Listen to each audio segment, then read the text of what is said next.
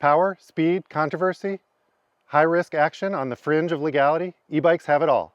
I'm Andrew from Evo Seattle, and I'm here in Bellingham, Washington, the home of Transition Bikes, testing out the all-new Regulator SX. The Regulator is Transition's new electric mountain bike platform. It's based off the updated Sentinel, which uses 160 millimeters of travel in the front and 150 millimeters of travel in the rear.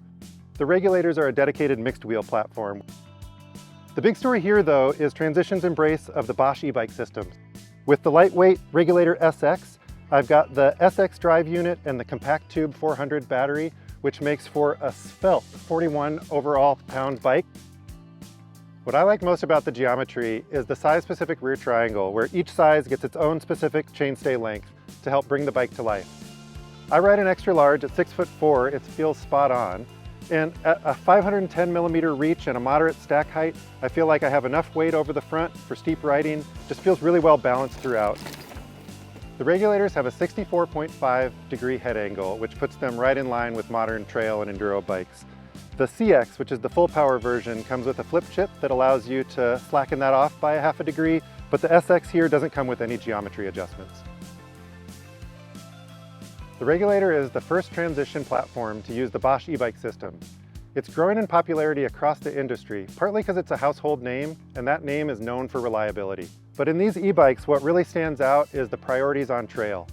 They're quiet and they're intuitive. They have really good sensitive input to you as you're pedaling, and I feel like that adds up to increased traction on the trail. I'm not getting this boost that feels unwieldy. I'm getting just a nice intuitive assistance, and it really holds traction well. And it gives me this incredible feeling of momentum that allows me to climb things that I just wouldn't be able to otherwise. It's paired with the compact tube 400 battery, and there's more than meets the eye with this SX system.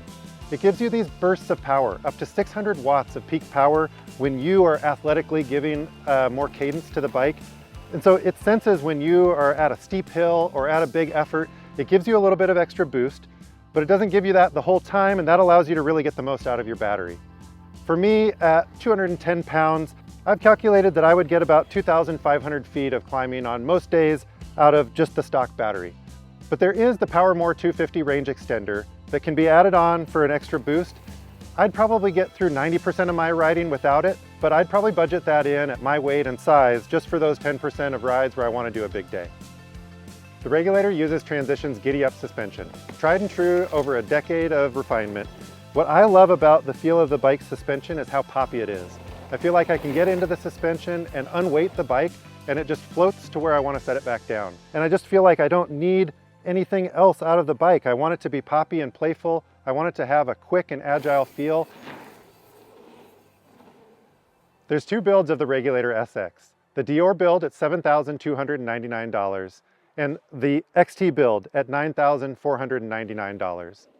If you're looking to get into your first bike or you're coming off of a trail bike and want to get an e-bike, I think that Dior build offers you a lot of value. It's a great bang for the buck with this carbon frame and all the modern features.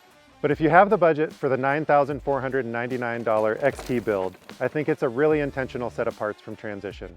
There's not a single part on here that I would swap out until it wore out, and I feel like it really brings this frame idea to life. The Regulator SX and CX in both builds are available in stores. Come in, say hi, and find out which one's right for you.